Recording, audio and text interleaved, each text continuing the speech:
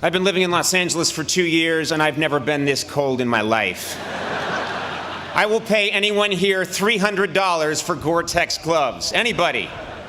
I'm serious, I have the cash. Before I begin, I must point out that behind me sits a highly admired President of the United States and decorated war hero, while I, a cable television talk show host, has been chosen to stand here and impart wisdom. I pray I never witness a more damning example of what is wrong with America today.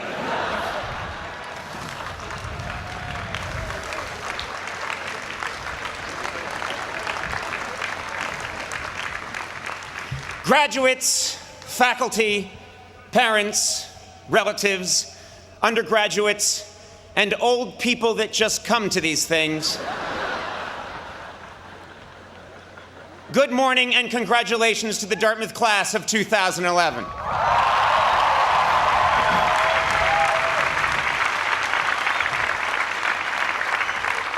Today you have achieved something special, something only 92% of Americans your age will ever know: a college diploma. That's right, with your college diploma, you now have a crushing advantage over 8% of the workforce. I'm talking about dropout losers like Bill Gates, Steve Jobs, and Mark Zuckerberg. Incidentally, speaking of Mr. Zuckerberg, only at Harvard would someone have to invent a massive social network just to talk with someone in the next room.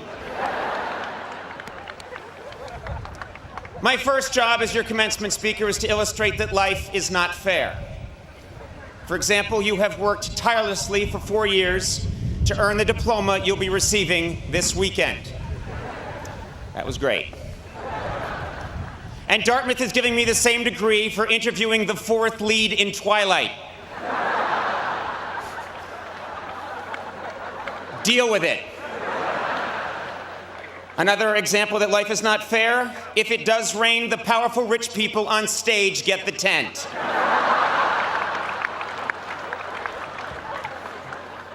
Deal with it. I would like to thank President Kim for inviting me here today. After my phone call with President Kim, I decided to find out a little bit about the man. He goes by President Kim and Dr. Kim. To his friends, he's Jim Kim, J to the K, Special K, J.K. Rowling, the Just Kidding Kimster, and most puzzling, Stinky Pete.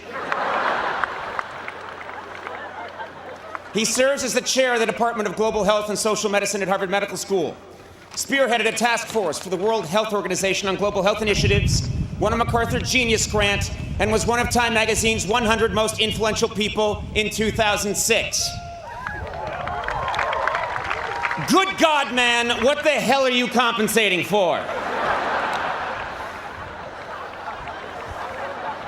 Seriously. We get it, you're smart. By the way, Dr. Kim, you were brought to Dartmouth to lead. And as a world-class anthropologist, you were also hired to figure out why each of these graduating students ran around a bonfire 111 times. But I thank you for inviting me here, Stinky Pete. And it is an honor. Though some of you may see me as a celebrity, you should know that I once sat where you sit. Literally. Late last night, I snuck out here and sat in every seat. I did it to prove a point. I'm not bright, and I have a lot of free time. But this is a wonderful occasion. It's great to be here in New Hampshire, where I am getting an honorary degree and all the legal fireworks I can fit in the trunk of my car. You know, New Hampshire's such a special place. When I arrived, I took a deep breath of this crisp New England air and thought, wow, I'm in this state that's next to the state where Ben & Jerry's ice cream is made.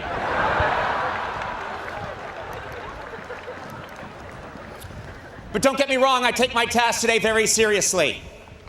When I got the call 2 months ago to be your speaker, I decided to prepare with the same intensity many of you have devoted to an important term paper. So late last night, I began.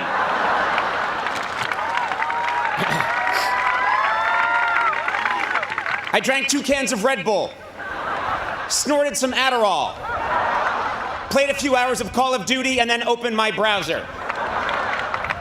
I think Wikipedia put it best when they said Dartmouth College is a private Ivy League university in Hanover, New Hampshire, United States. Thank you and good luck.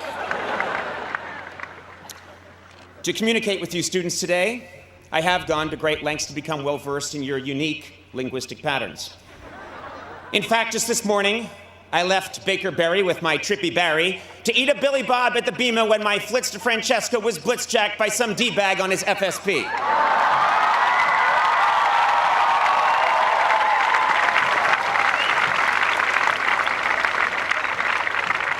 Yes, I've done my research. This college was named after the 2nd Earl of Dartmouth, a good friend of the 3rd Earl of UC Santa Cruz, and the Duke of the Barbizon School of Beauty. Your school motto is Vox Clamantis and Deserto, which means voice crying out in the wilderness. This is easily the most pathetic school motto I have ever heard. Apparently, it narrowly beat out silently weeping in thick shrub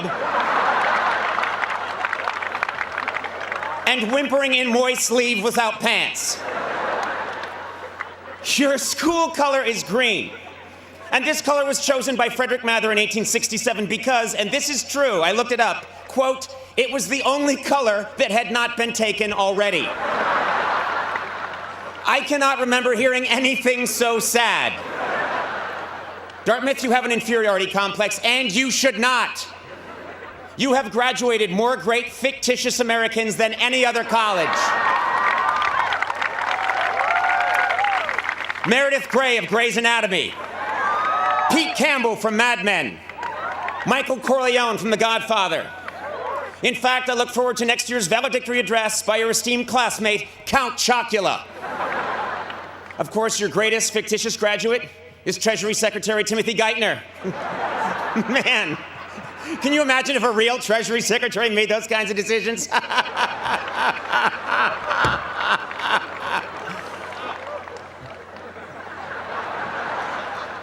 Now I know what you're gonna say, Dartmouth. You're gonna say, well, we've got Dr. Seuss. Well, guess what? We're all tired of hearing about Dr. Seuss. Face it, the man rhymed fafloozle with sasnoozle. In the literary community, that's called cheating.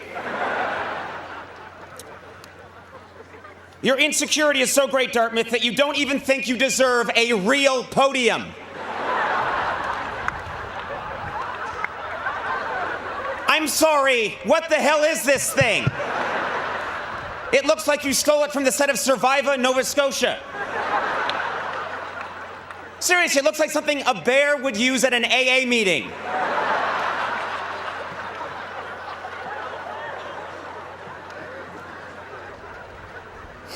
No, Dartmouth, you must stand tall.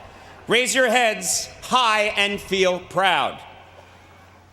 Because if Harvard, Yale, and Princeton are your self-involved, vain, name-dropping older brothers, you are the cool, sexually confident, lacrosse-playing younger sibling who knows how to throw a party and looks good in a down vest.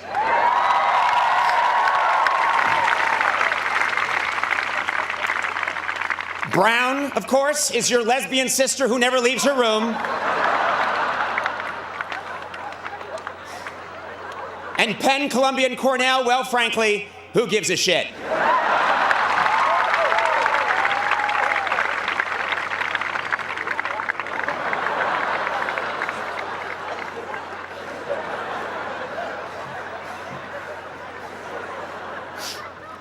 Yes, I've always had a special bond with this school. In fact, this is my 2nd time coming here. When I was 17 years old and touring colleges way back in the fall of 1980, I came to Dartmouth. Dartmouth was a very different place back then. I made the trip up from Boston on a mule. After asking the blacksmith in West Leb for directions, I came to this beautiful campus. No dormitories had been built yet, so I stayed with a family of fur traders in White River Junction. It snowed heavily during my visit, and I was trapped here for 4 months. I was forced to eat the mule, who a week earlier had been forced to eat the fur traders. Still, I love Dartmouth, and I vowed to return. But fate dealt a heavy blow. With no money, I was forced to enroll in a small local commuter school, a pulsating sore on a muddy elbow of the Charles River. I was a miserable wretch, and to this day I cannot help but wonder, what if I had gone to Dartmouth? If I had gone to Dartmouth, I might have spent at least some of my college years outside, and today I might not be allergic to all plant life, as well as most types of rock. If I had gone to Dartmouth right now, I'd be wearing a fleece thong instead of a lace thong.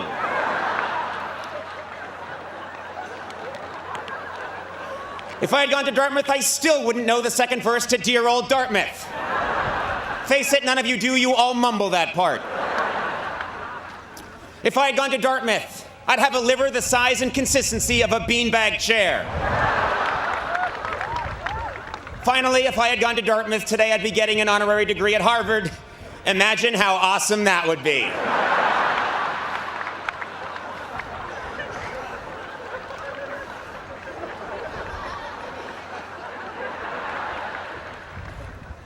You are a great school, and you deserve a historic commencement address. That's right, I want my message today to be forever remembered because it changed the world. To do this, I must suggest groundbreaking policy. Winston Churchill gave his famous Iron Curtain speech at Westminster College in 1946. JFK outlined his nuclear disarmament policy at American University in 1963. Today, I would like to set forth my own policy here at Dartmouth. I call it the Conan Doctrine. Under the Conan Doctrine, all bachelor degrees will be upgraded to master's degrees. All master's degrees will be upgraded to PhDs. And all MBA students will be immediately transferred to a white-collar prison.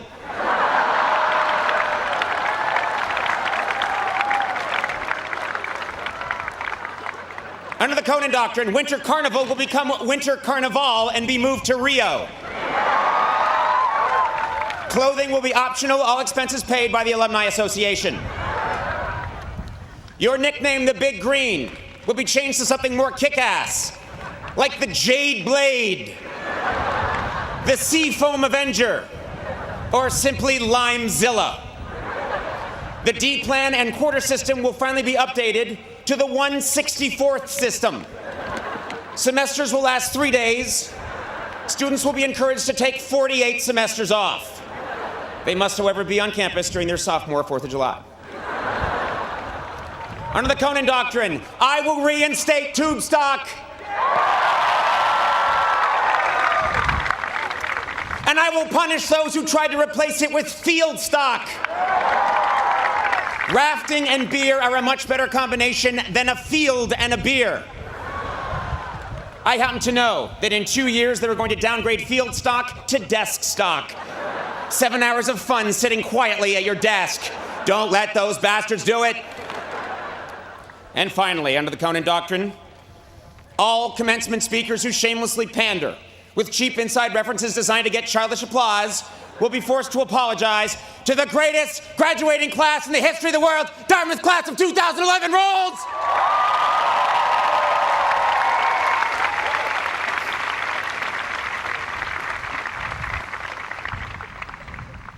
Besides policy, another hallmark of great commencement speeches is deep, profound advice like reach for the stars. Well, today, I'm not going to waste your time with empty cliches. Instead, I'm going to give you real, practical advice that you will need to know if you're going to survive the next few years. First, adult acne lasts longer than you think.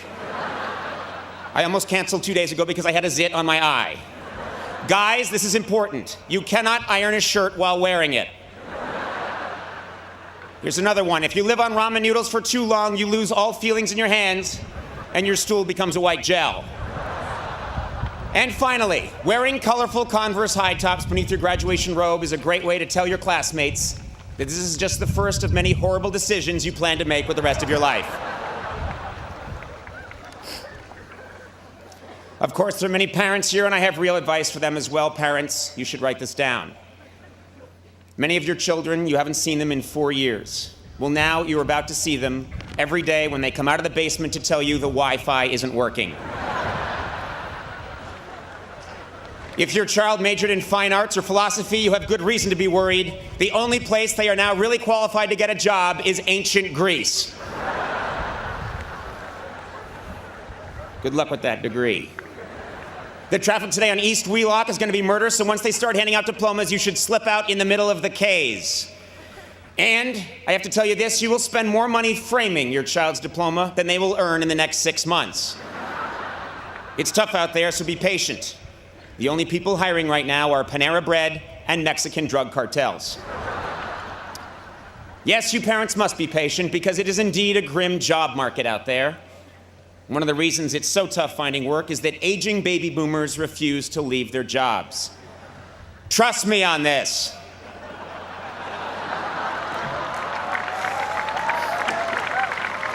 Even when they promise you for 5 years they are going to leave and say it on television, I mean, you can go on YouTube right now and watch the guy do it. There is no guarantee they won't come back. Of course, I'm speaking generally. But enough, this is not a time for grim prognostications or negativity. No, I came here today because, believe it or not, I actually do have something real to tell you. 11 years ago, I gave an address to a graduating class at Harvard. I have not spoken at a graduation since because I thought I had nothing left to say. But then 2010 came. And now I'm here 3,000 miles from my home because I learned a hard but profound lesson last year, and I have to share it with you. In 2000, I told graduates, don't be afraid to fail. Well, now I'm here to tell you that though you should not fear failure, you should do your very best to avoid it.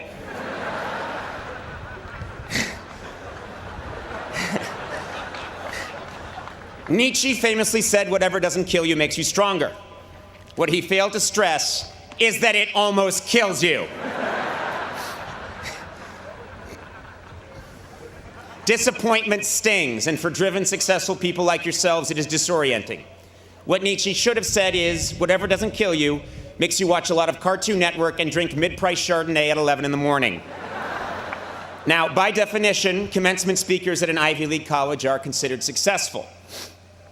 But a little over a year ago, I experienced a profound and very public disappointment.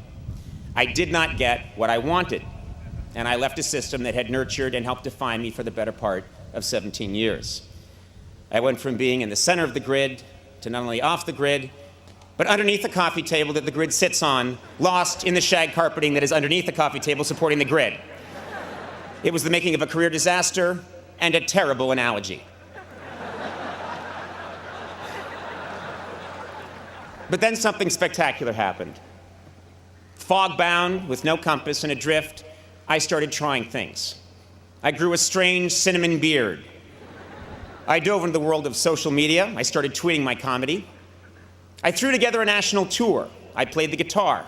I did stand-up, wore a skin-tight blue leather suit, recorded an album, made a documentary, and frightened my friends and family. Ultimately, I abandoned all preconceived perceptions of my career path and stature and took a job on basic cable, with a network most famous for showing reruns, along with sitcoms created by a tall black man who dresses like an old black woman. I did a lot of silly, unconventional, spontaneous, and seemingly irrational things. And guess what? With the exception of the blue leather suit, it was the most satisfying and fascinating year of my professional life.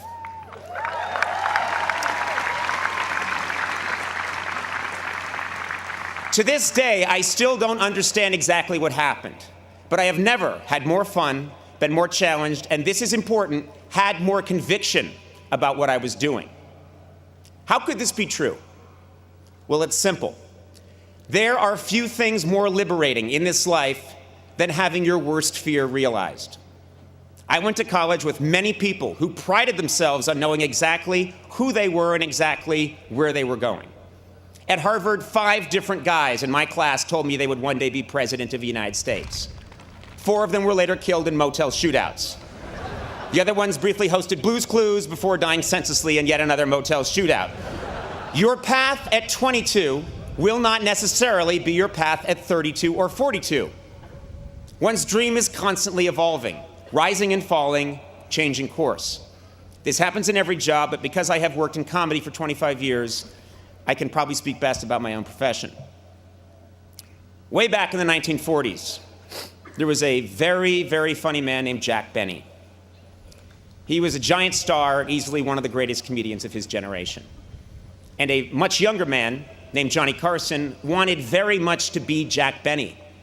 In some ways he was, but in many ways he wasn't. He emulated Jack Benny, but his own quirks and mannerisms, along with the changing medium, pulled him in a different direction. And yet, his failure to completely become his hero made him the funniest person of his generation. David Letterman wanted to be Johnny Carson, and was not. And as a result, my generation of comedians wanted to be David Letterman. And none of us are. My peers and I have all missed that mark in 1,000 different ways. But the point is this: it is our failure to become our perceived ideal that ultimately defines us and makes us unique. It's not easy, but if you accept your misfortune and handle it right, your perceived failure can become a catalyst for profound reinvention. So, at the age of 47,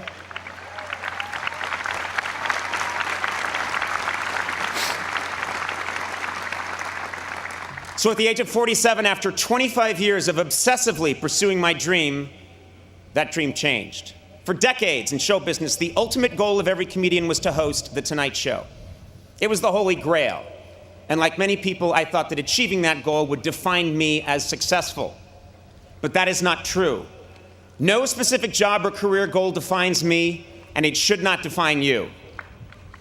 In 2000, I told graduates to not be afraid to fail, and I still believe that.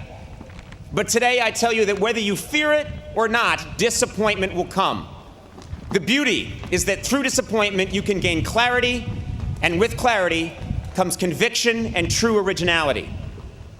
Many of you here today are getting your diploma at this Ivy League school because you have committed yourself to a dream and worked hard to achieve it. And there is no greater cliche in a commencement address than follow your dream. Well, I'm here to tell you that whatever you think your dream is now, it will probably change, and that's okay. 4 years ago, many of you had a specific vision of what your college experience was going to be and who you were going to become. And I bet today most of you would admit that your time here was very different from what you imagined. Your roommates changed, your major changed. For some of you, your sexual orientation changed. I bet some of you have changed your sexual orientation since I began this speech. I know I have. But through the good, and especially the bad, the person you are now is someone you could never have conjured in the fall of 2007.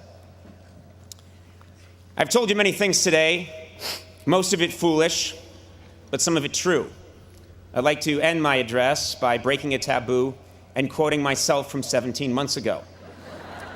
At the end of my final program with NBC, just before signing off, I said, "Work hard, be kind, and amazing things will happen."